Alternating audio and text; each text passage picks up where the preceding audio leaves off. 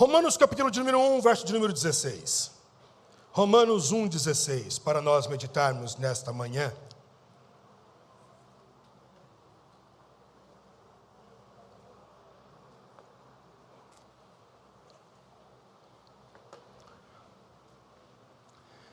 Porque não me envergonho do evangelho de Cristo, pois é o poder de Deus para a salvação de todo aquele que crê, primeiro do judeu e também do grego.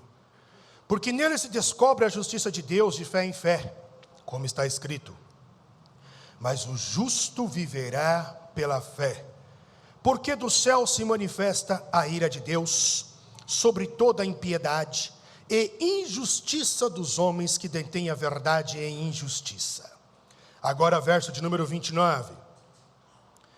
Estando cheios de toda a iniquidade, fornicação, malícia, avareza, maldade, cheios de inveja, homicídio, contenda, engano, malignidade, sendo murmuradores, detratores, aborrecedores de Deus, injuriadores, soberbos, presunçosos, inventores de males, desobedientes aos pais e às mães, nécios, infiéis nos contratos, repito, infiéis nos contratos, sem afeição natural, irreconciliáveis, sem misericórdia, os quais, conhecendo o juízo de Deus, que são dignos de morte, o que tais coisas praticam, não somente as fazem, mas também consentem aos que a fazem.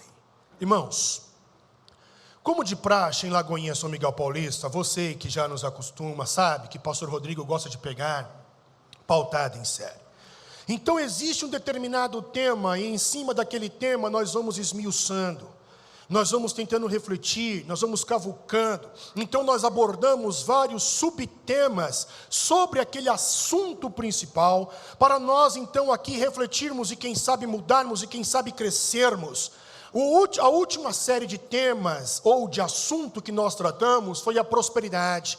E sobre a prosperidade nós dividimos isso em 11 subtemas, onde falamos sobre a verdadeira prosperidade. Hoje eu quero iniciar mais uma série de mensagens sobre algo que quando eu penso me provoca estranheza. Eu não sei se existe algo em você que quando você começa a refletir, em um momento em que você está no trânsito, dirigindo, ou se locomovendo ao seu local de trabalho via transporte público, ou até mesmo sentado no sofá, num banheiro, não sei, mas o momento em que você está só, neste momento em que você está só, eu não sei se você consegue refletir sobre determinados assuntos, e este assunto lhe causa estranheza. Confesso de modo particular que existem assuntos que me provocam estranheza. Não só provocam estranheza, como também me provocam preocupação. E no caso, o assunto que gostaria de refletir com os irmãos, a partir de hoje, é sobre o futuro. E falar sobre o futuro, pensar sobre o futuro, me causa estranheza. E claro, que para eu pensar sobre o futuro, eu tenho que entender o presente, conhecer o passado, para ter uma prospecção ou projetar o futuro. E todas as vezes que eu coloco a lente do presente comparado ao futuro, isso carrega em mim, traz sobre mim uma preocupação. Então, quando eu inicio dizendo que vamos falar sobre uma nova série, eu quero pensar a partir deste domingo sobre o tema, e o futuro? Será que teremos um futuro? E por que eu penso sobre o futuro? Por que eu estou prospectando, pensando no amanhã? Por causa das minhas múltiplas faces. Eu sou um cara, eu sou um homem que sou esposo. Eu sou um homem que sou pai. No Brasil, em questão constitucional, eu sou microempreendedor. Eu também sou um cidadão civil. Eu sou um pastor. E quando eu penso sobre essas diferentes faces da minha vida, como em particular eu me autoanaliso, eu começo então a comparar o presente, como estamos vivendo, pensando e projetando o futuro, e isso traz para mim estranheza, isso traz para mim preocupação. Então eu fico pensando, como será o planeta Terra? Como será a terra? Como será o Brasil para minha esposa? Num futuro próximo, ou quando eu não estiver aqui? Como será a terra? Como será a igreja? Como será a sociedade para os meus filhos daqui a alguns anos? E se eu pensar como pastor, que tipo de futuro a igreja está plantando no presente? Para qual futuro a igreja está caminhando? O que é que a igreja está plantando hoje, que com certeza ela irá colher amanhã?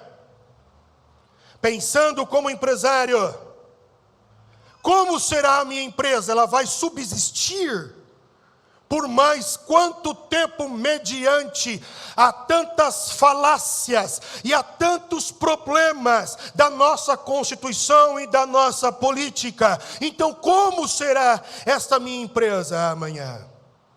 Por isso me causa estranheza, por isso me causa preocupação pensar no futuro. Logo, eu me deparo então com o apóstolo Paulo, o apóstolo da minha estima, o apóstolo do meu carinho, o apóstolo do meu afeto, o meu pastor. O apóstolo Paulo é meu pastor, e eu vejo ele então escrevendo uma igreja de renome, uma igreja de peso, a igreja que estava em Roma. E quando nós falamos de Roma, nós temos que entender como é que era o Império Romano. Porque Roma não era apenas uma cidade, Roma era mais do que uma cidade, Roma era um império. E quando nós falamos de império, estamos falando daquele espaço geográfico que expandiu as suas fronteiras, deixando de ser local, aumentou o seu território. Isso é império, e Roma era assim. Roma foi o maior império que já existiu, e possuía grande desenvolvimento urbano, arquitetônico. Foi Roma que desenvolveu, por exemplo, o projeto de prédios. Não foi os Estados Unidos.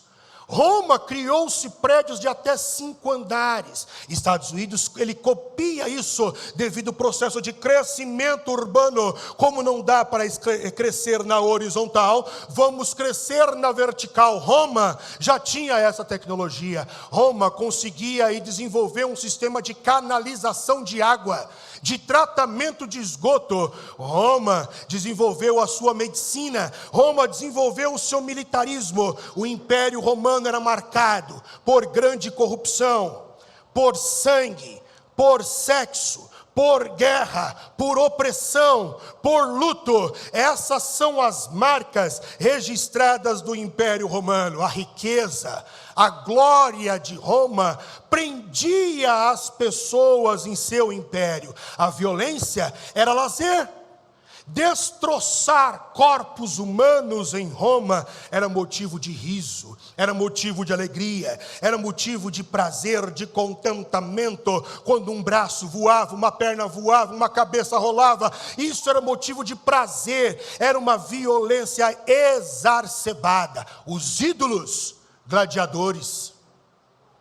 Havia postes ídolos, imagens, se fosse hoje de gladiadores, eles eram os deuses, eles eram aclamados, eles eram os ídolos. É neste quadro que nasce uma igreja, a igreja neste império, a igreja nessa cidade.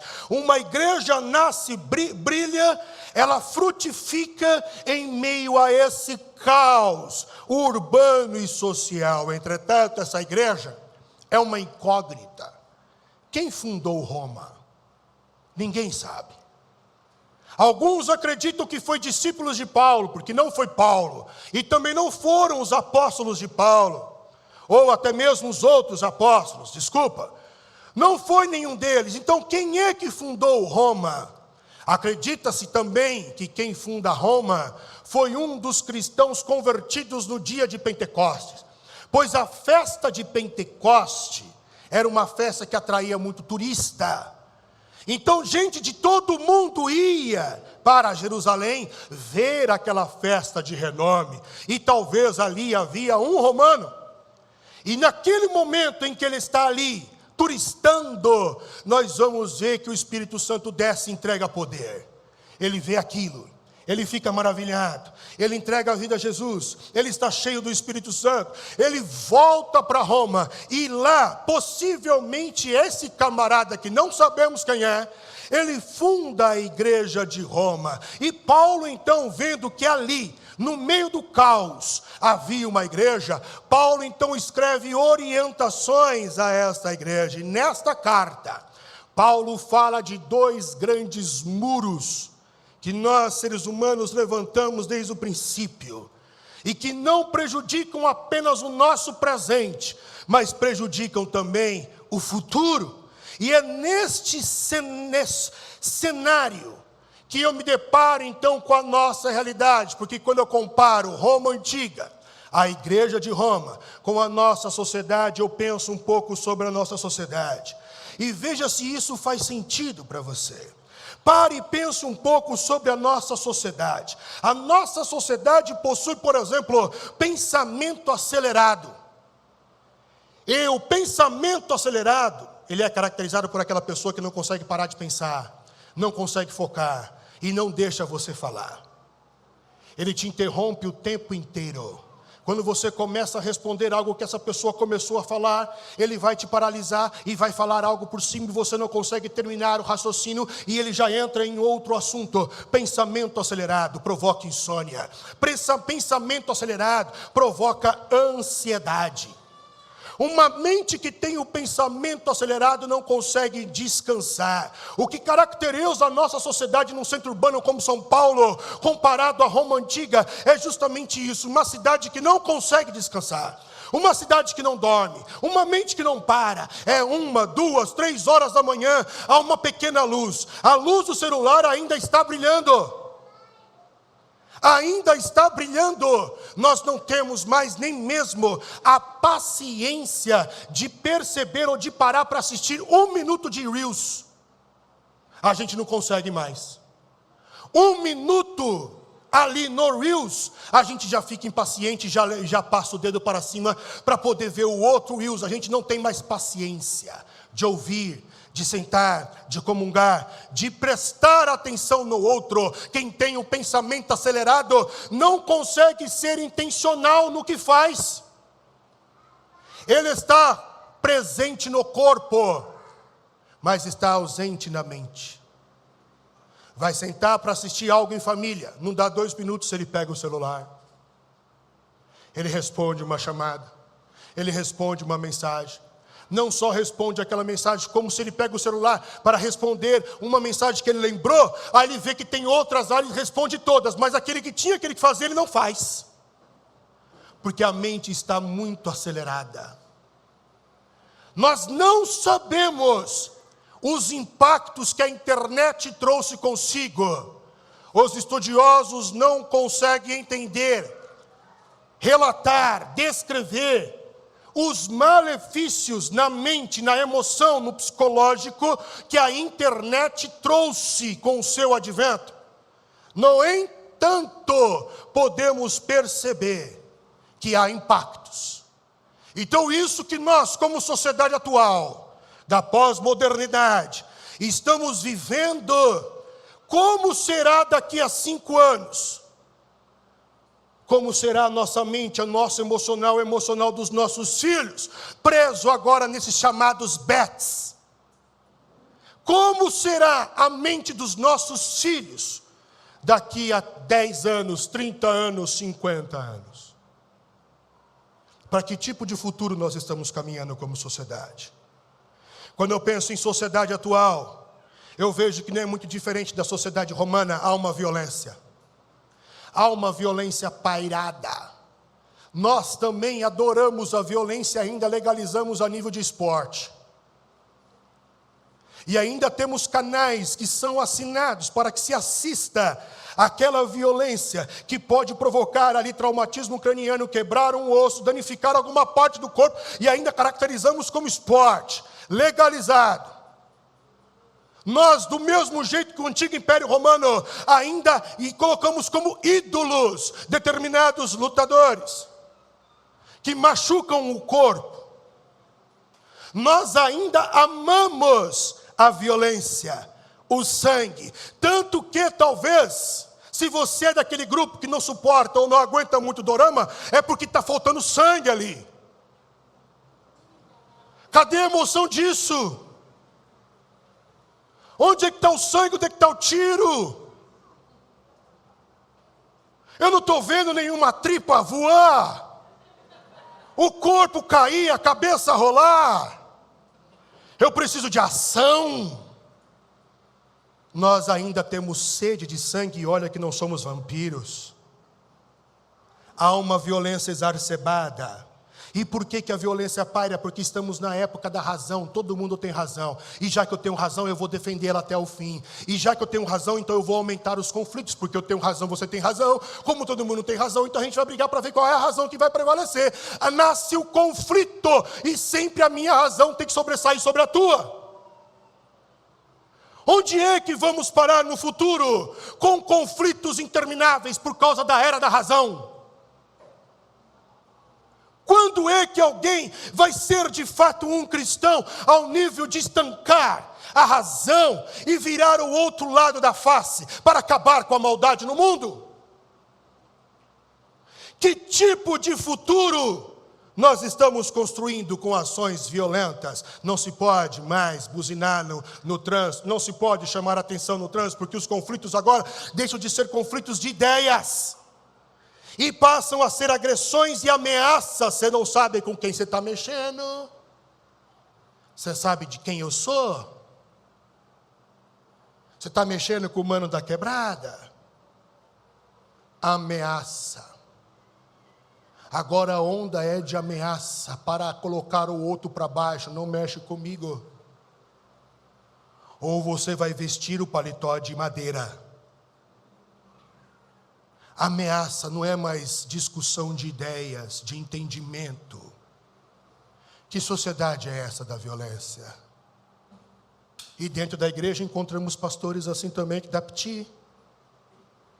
Líderes que dá piti, que estão cheios da razão. Sendo que a Bíblia diz que a única coisa que constrange, apazigua é o amor. E o que é a paz senão o acordo feito no período de guerra? Quando eu penso em sociedade atual, eu estou pensando em uma degradação de valores. Não só os valores estão deturpados, como os valores estão degradantes. Um exemplo que eu te dou é o trabalho. Trabalhar em CLT hoje é um problema. Ninguém mais quer trabalhar segundo a Constituição, segundo a CLT, segundo aquelas regras, porque não vira não. Não vira não. Eu ser empregado dos outros, deixar outros mandarem na minha vida, eu enriquecer outros, ó a ideia do cidadão. Há uma mentira satânica de vida fácil, jogos, sensualidade na internet. Deposita via Pix 300 aí, que eu te mostro coisa tal, que eu te revelo coisa tal. Vida fácil. E quando olhamos para a Bíblia Sagrada, em Mateus capítulo de número 4, quando Jesus ele é tentado, a vida fácil faz parte da artimanha do diabo. Se você dobrar o teu joelho e me adorar, eu te dou todos esses reinos. Vida fácil. Trabalho duro pertence a Deus. Paulo disse: não trabalha, não coma. Não está trabalhando, não coma. Não está ajudando nas despesas, não coma. Não está trabalhando duro, estudando para conseguir alguma coisa, então além de comer também não vou financiar os teus caprichos. Esse é o mandamento apostólico. Trabalho. Jesus diz: trabalhai durante o dia, porque vai chegar a noite, onde ninguém pode trabalhar. Trabalho. E trabalho não é fruto do pecado. Se tu é aquele tipo de crente que acredita na teologia, onde o trabalho é fruto do pecado, tu está muito enganado. Porque o pecado aparece e surge em Gênesis 3. E quando Deus criou o homem, foi em Gênesis 1 e 2. E em Gênesis 1 e 2, mais especificamente em Gênesis 2, Deus vira para Adão e fala assim, cuida do jardim. Deus traz os animais para Adão dar um nome. Então Adão era botânico, era jardineiro. Ele tinha algumas profissões. Ele já trabalhava antes do pecado. E se trabalho é fruto de pecado, e é pecado e consequência de pecado, Deus é o maior pecador de todos, porque Jesus disse: o meu pai trabalha até agora e eu trabalho também. E aí, o que tu faz? E se tu acha então que você acredita que o pecado ele é fruto o trabalho é fruto do pecado, então você não faz parte do grupo de Deus, porque não é. O trabalho é bênção. O trabalho é bênção e dignifica o ser humano, dentro da ordem, dentro dos critérios de defesa ao empregador e ao empregado. O trabalho não é maldição. O trabalho não é fruto do pecado. Quando eu penso na sociedade atual, me parece que essa sociedade ela está perdida. Eu te pergunto, para que tu levanta todos os dias, corre para cima e para baixo? Por que a sociedade vai e vem, vai e vem, vai e vem, como se fosse mecanizada, como se fosse programada? Enfrenta o que enfrenta todos os dias. Qual que é o objetivo da tua vida? Por que você está aqui? Por que tu existe? Já pensou sobre isso? Por que tu corre tanto? Qual é o propósito de correr tanto e correr atrás do quê? Isso está claro na tua mente? Ou simplesmente você faz parte do grupo, deixa a vida me levar, a vida leva eu? E se tu faz parte desse grupo, lamento, você está perdido como todos os outros que me parece estar. A tua vida tem que ter um propósito. Qual é o propósito de tua existência? Qual é o propósito de levantar cedo? Qual é o propósito de estudar? Qual é o propósito de estar aqui? Você não pode viver à deriva, à margem, largado, esquecido, não pode. Eu lamento a nossa educação no Brasil. Eu sou professor por profissão, não atuante. Mas na época que atuava, eu via pais perdidos que não sabem o que fazer com filhos malcriados. Eu via filhos perdidos que não sabem o que fazer na escola, não sabem por que vão à escola. Eu via pais que transferiam a culpa do filho para a escola. Se ele fez o que fez na escola, não é responsabilidade minha, é jurisdição da escola. Eu vejo os diretores, os coordenadores sem saber o que fazer. O que a gente faz com o professor que se queixa, da sala que se queixa, do aluno que se queixa, dos pais que se queixam, do Estado que se queixa? Sociedade perdida. As instituições estão perdidas. Para que tu vem para a igreja num domingo de manhã? Para quê? Qual é o teu propósito de vir aqui, irmãos? Vamos acordar. O apóstolo Paulo, escrevendo a uma das igrejas, ele diz: desperta tu que dormes. Está na hora de acordar e parar com esse negócio de ficar só sendo um telespectador do que acontece no mundo. A Ucrânia está aí, Rússia está aí, prestes a disparar mísseis, vai entrar a OTAN. O que é a OTAN mesmo? Você não prestou atenção na aula de geografia, né? Fazer o quê? Aí não sabe o que é uma OTAN, porque foi criada. E se isso acontecer, terceira guerra mundial, e não é mais tirinho. E nós estamos aqui. Pedofilia exacerbada, violência doméstica dentro da igreja acontece. E nós estamos aqui. Hoje de manhã, na hora que eu cheguei, uma mãe, e ela me abordou, falou: posso conversar 2 minutos com o senhor, pastor? Pode, irmã, tem como, porque 10 horas começa o culto. Mas essa mãe estava muito aflita, sem saber o que fazer com a filha. Ela não é membro da nossa igreja, mora aqui na sociedade, e veio para cá. Falou: pastor, eu senti algo forte para eu vir para essa igreja para falar contigo, o senhor pode me atender? As pessoas estão aflitas, gritando, sem propósito, sem sentido de existência. E nós, como cristãos, não podemos ser assim. Se continuarmos assim, qual será o futuro? Que tipo de igreja vai ter para o futuro? Por isso Paulo, pensando nisso, Paulo escreve em Romanos 1:29, eu faço questão de ler de novo: estão cheios de toda iniquidade, fornicação, malícia, avareza, maldade, cheios de inveja, homicídio, contenda, engano, malignidade, sendo murmuradores, detratores, aborrecedores de Deus, injuriadores, soberbos, presunçosos, inventores de males, desobedientes aos pais, desobedientes às mães, nécios, infiéis nos contratos, vou nem falar isso, sem afeição natural, irreconciliáveis, sem misericórdia, os quais, conhecendo o juízo de Deus, não somente as fazem, mas também consentem com os que fazem. Paulo parece que está escrevendo para a nossa sociedade, para o nosso mundo. Parece que Paulo está aqui, vendo o que está acontecendo em São Paulo, no Brasil e no mundo. Então Paulo fala de 2 muros que o ser humano levanta. E esses muros não só prejudicam a cada um de nós no presente, mas prejudica também o futuro. O primeiro muro que Paulo fala estão nos capítulos de número 1 a 3, onde Paulo fala sobre a culpabilidade universal. Todos nós somos culpados. Acabou. Não tem mais santo e menos santo.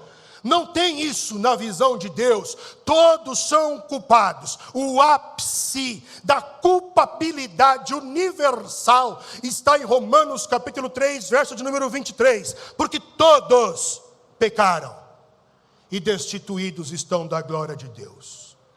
Mas pastor, eu nunca matei. Não tem problema. Se um dia você teve sentimento de vingança, você matou tão quanto.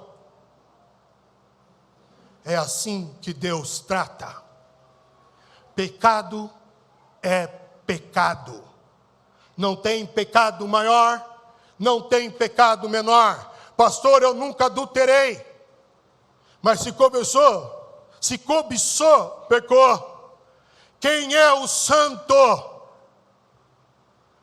Quem aqui pode levantar a mão e dizer: eu nunca fiz nada dessas coisas, eu sou santo? Todos nós temos a culpabilidade universal, não importa a etnia, não importa a cultura, não importa o tempo de existência da raça humana, todos nós somos pecadores, e tudo que fazemos no mundo vai acarretar consequências.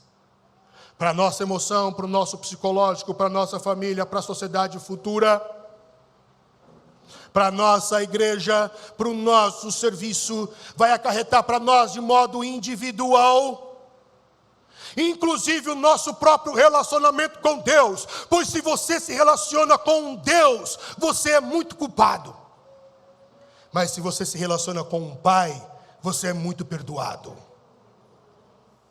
Existe a diferença de você se relacionar com um Deus e de você se relacionar com um pai. Pois ao se relacionar com um Deus, você vai ficar cumprindo regra, e você vai quebrar todas essas regras, e quando você quebrar todas essas regras, o peso vai cair sobre a sua consciência, o fardo vai cair sobre as suas costas, você vai se achar um indigno, você não vai querer mais entrar aqui, não vai querer mais participar de nada. Agora, se você se relacionar com o pai está te perdoando constantemente, pois ele te oferece a graça. Há uma diferença. Segundo muro que Paulo então diz que nós construímos é das tendências pecaminosas. E Paulo escreve em Romanos 7,15: porque o que eu faço não aprovo. E é Paulo. porque o que eu faço eu não aprovo.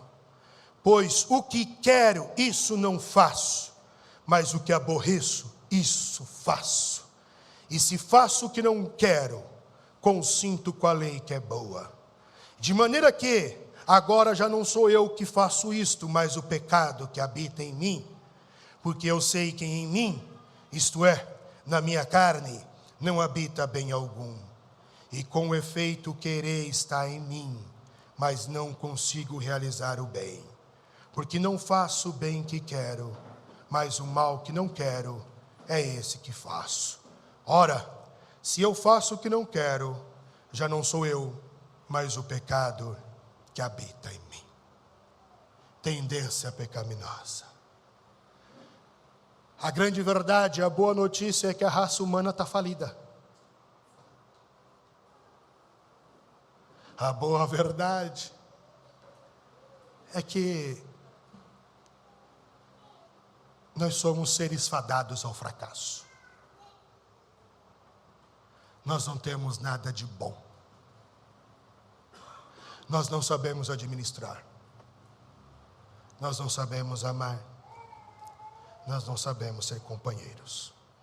Nós vamos errar. Em todos os propósitos, banais ou não, nós vamos errar. Pequenos ou não, nós vamos errar. A gente pode contar nos dedos as pessoas que conseguem manter uma dieta, uma disciplina alimentar. Mas todas as vezes que eu e você colocamos isso como proposta, quebramos.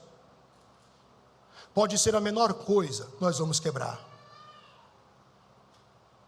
Entretanto, eu te pergunto, e o futuro? Se isso não é desesperador para você, irmão, para mim é.